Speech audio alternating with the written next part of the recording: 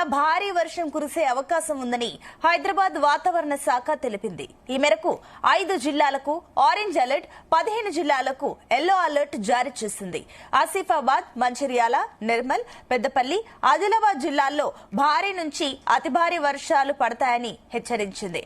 అక్కడక్కడ గంటకు 40 నుంచి 50 కిలోమీటర్ల వేగంతో ఈదురుగాలులు వీస్తాయని సూచించింది. ఇక నిన్న భద్రాద్రి కొత్తగూడెం జిల్లాలోని గుండాలలో అత్యధికంగా 12 సెంటీమీటర్ల వర్షపాతం నమోదైంది.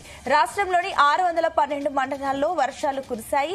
ఇక 39 మండలాల్లో అతి భారీ వర్షపాతం, 211 మండలాల పరిధిలో ఒక మోస్తరు వర్షపాతం రికార్డ్ అయ్యింది.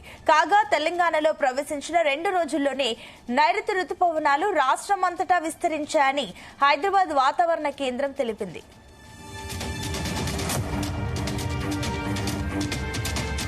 రైట్, ఇదే అంశానికి సంబంధించి మరిన్ని డీటెయిల్స్ మా కరెస్పాండెంట్ రాజు పటేల్ అందిస్తారు. రాజు పటేల్. Good morning Sunitha. తెలంగాణలో మరొక 2-3 రోజుల పాటు భారీ నుంచి అతి భారీ వర్షాలు కురిసే అవకాశం ఉంది. తెలంగాణలోకి నైరుతి రుతుపవనాల విస్తరణ ఆల్రెడీ ప్రారంభమైంది. నైరుతి రుతుపవనాల యొక్క ఆగమనం ప్రారంభం కావడంతో 2 రోజుల్లోనే వాతావరణంలో చాలా మార్పులు సంభవించాయి. ఎప్పుడు లేని విధంగా ఈసారి ముందస్తుగా భారీ వర్షాలు పడుతున్నాయి. తెలంగాణ వ్యాప్తంగా అంతటా ఒక చోటాని కాకుండా తెలంగాణలోని అన్ని చోట్ల కూడా భారీగా వర్షపాతం నమోదవుతుంది. రాష్ట్రంలోని 612 మండలాల్లో నిన్న వర్షపాతం నమోదైంది. దీంట్లో 39 మండలాల్లో అతి భారీ వర్షపాతం, 211 మండలాల పరిధిలో ఒక మోస్తరుగా వర్షపాతం నమోదైంది. తెలంగాణలోకి ప్రవేశించిన 2 రోజుల్లోనే నైరుతి రుతుపవనాల యొక్క ఎఫెక్ట్ చాలా స్పష్టంగా కనిపిస్తుంది. దీంతో తెలంగాణ వ్యాప్తంగా దాదాపు అన్ని చోట్ల కూడా మోస్తారు నుంచి భారీ వర్షాలు కురుతున్నాయి. సో ఈ రోజు హైదరాబాద్ సిటీతో పాటు చాలా జిల్లాల్లో కూడా వర్షాలు కురిసే అవకాశం ఉంది. దీంతో 5 జిల్లాలకు ఆరెంజ్ అలర్ట్, 15 జిల్లాలకు ఎల్లో అలర్ట్ ని హైదరాబాద్ వాతావరణ శాఖ జారీ చేసింది.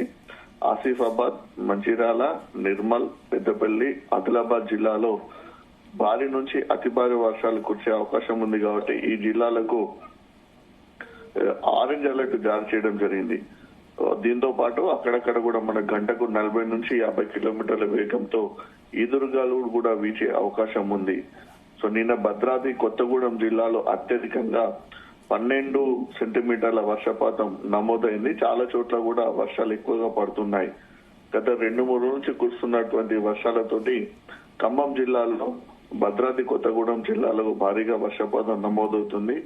ముఖ్యంగా ఖమ్మం జిల్లాలో ఉరుములు మెరుపులతో కూడినటువంటి భారీ వర్షం అక్కడ కురవగా 44.4 మిల్లీమీటర్ల వర్షపాతం అక్కడ నమోదైంది. ఇక వికారాబాద్ జిల్లా దోమలలో 49.3 మిల్లీమీటర్ల వర్షపాతం, బషీరాబాద్, బోర్సాన్పేట మండలాల్లో కొనుగోలు కేంద్రాల్లో కూడా ధాన్యం తడిసి ముద్దయింది. వికారాబాద్ జిల్లా తాండూరు పట్టణంలో నిన్న సాయంత్రం 2 గంటల పాటు కుండపోతగా వర్షం కురిసింది. దీంతో తాండూరు పట్టణంలోని చాలా ప్రాంతాలు కూడా జలమయం అయిపోయాయి.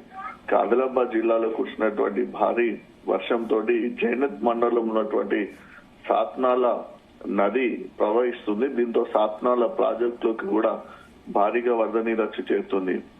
సాత్నాల ప్రాజెక్టు పైన నిర్మించినటువంటి దిగువన ఉన్నటువంటి తాత్కాలిక లో లెవెల్ బ్రిడ్జి వరద కొట్టుకుపోయింది. దీంతో ఆదిలాబాద్ నుంచి లక్ష్మీపూర్ కు వెళ్తున్నటువంటి బైక్ పైన వెళ్తున్నటువంటి లక్ష్మీపూర్ గ్రామానికి చెందినటువంటి లాండే దత్తు అనేటువంటి వ్యక్తి ఆ వరదలో కొట్టుకుపోయాడు.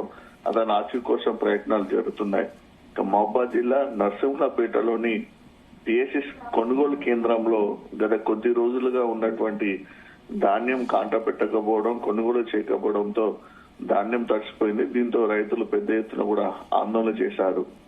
సో ఇక చాలా చోట్ల కూడా తడిసిన ధాన్యం కూడా తడిసిపోయింది. తడిసిన ధాన్యాన్ని కొనుగోలు చేయాలని కూడా అన్నదాతలు ఆవేదన చెందుతున్నటువంటి పరిస్థితి మనకు కనిపిస్తుంది. ఎందుకంటే భారీగా వర్షాలు కురుస్తున్నాయి. ఉరుములు మెరుపులతో పాటు పిడుగులు కూడా పడే అవకాశం ఉంది. 40 నుంచి 50 కిలోమీటర్ల వేగంతో ఈదురుగాలతో కూడినటువంటి వర్షాలు పడుతున్నాయి కాబట్టి ప్రజలు అప్రమత్తంగా ఉండాలని కూడా అధికార యంత్రాంగం, రాష్ట్ర ప్రభుత్వం కూడా జిల్లాలను ప్రజలను కూడా అలర్ట్ చేస్తుంది. ఎందుకంటే మనకు నైరుతి ఋతుపవనాల ప్రవేశం జరిగిన 2-3 రోజుల్లోనే వాతావరణంలో చాలా విభిన్న మార్పులు కనిపిస్తున్నాయి.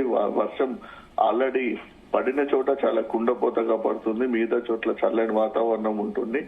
తేలికపాటి నుంచి మోస్తారు వర్షాలు కూడా కురుస్తున్నాయి.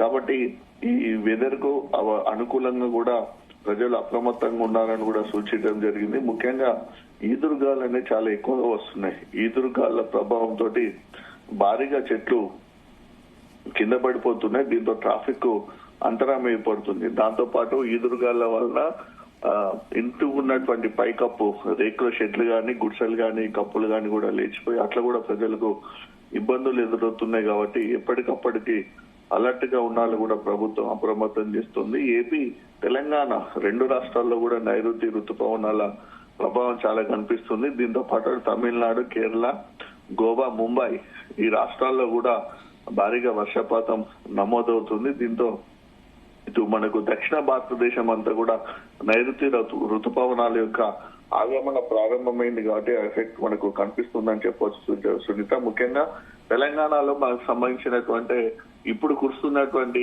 వర్షాలు మాత్రము అన్నదాతలను ఆనందానికి గురి చేస్తుందని చెప్పవచ్చు. ఎందుకంటే వర్షాకాలం మనకు ప్రారంభం ముందల్లో అవుతుంది కాబట్టి వానాకాలం సీజన్ సంబంధించినటువంటి పంటలకు సంబంధించినటువంటి ప్రక్రియను ప్రారంభించుకోవడానికి అనుకూలమైనటువంటి వాతావరణం ఈసారి ముందస్తుగానే వచ్చిందని చెప్పొచ్చు.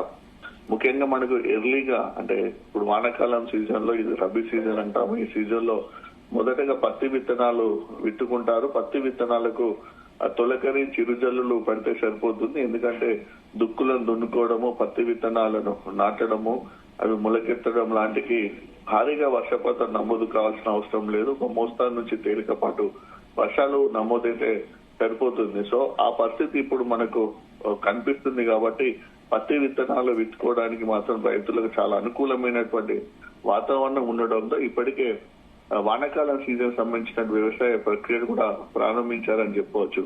ఇక మనకు అటు గోదావరి బేసిన్ కానీ, ఇటు కృష్ణా నది బేసిన్ లో ఉన్నటువంటి ప్రాజెక్టుల్లో కూడా భారీగా మనకు నీరు లేదు. కాబట్టి భారీగా వర్షాలు పడితే ఆ ప్రాజెక్టులన్నింటిలో కూడా నీరు వస్తుంది. దాంతో పాటు చెరువుల్లో కూడా చాలా చెరువులు కూడా ఇప్పుడు డ్రై పొజిషన్ లో ఉన్నాయి. కాబట్టి చెరువుల్లో కూడా నీరు వస్తుంది. కాబట్టి చెరువులు, ప్రాజెక్టులు దిగువన ఉన్నటువంటి ఆయకట్టును కూడా సాగు చేసుకోవడానికి, తొందరగా సాగు చేసుకోవడానికి రైతులు పెట్టుబడి పెట్టుకోవడం కానీ, వ్యవసాయ పనులు చేసుకోవడానికి కాస్త సమయం ఉంటుంది. కాబట్టి ఈ వర్షం ఇంకా ఎక్కువగా కురవాలని, భారీగా వర్షపాతం నమోదైతే అన్ని రకాలుగా ఉంటుందని కూడా రైతులు సంతోషాన్ని వ్యక్తం చేసే పరిస్థితుల్లో ఉన్నారు. ఇక గ్రామాలు గాని, పట్టణాలు గాని, నగరాలు గాని, హైదరాబాద్ సిటీలో గాని భారీగా వర్షపాతం వచ్చినప్పుడు ఎలా ఎదుర్కోవాలి, ప్రజలను ఏ విధంగా అప్రమత్తం చేయాలి, ఎలాంటి సహాయక చర్యలు తీసుకోవాలనే దానిపై కూడా సీఎం రేవంత్ రెడ్డి ఆదేశాలతో సిఎస్ రామకృష్ణారావు జిల్లా కలెక్టరేట్ లో కూడా ఆదేశాలు జారీ చేశారు. జిల్లా కలెక్టరేట్ ఆధ్వర్యంలో, జిల్లా కలెక్టర్ ఆధ్వర్యంలో రెవెన్యూ, మున్సిపల్, గ్రామ panchayat, fire department, police department సంబంధించినటువంటి శాఖల సమన్వయంతో కూడా ఒక టీం ని ఏర్పాటు చేశారు. ఎప్పటికప్పటికి వాతావరణ పరిస్థితులను, వర్షభావ పరిస్థితులను కూడా ప్రజలకు కూడా తెలియజేస్తున్నారు. రైట్ రాజు పటేల్.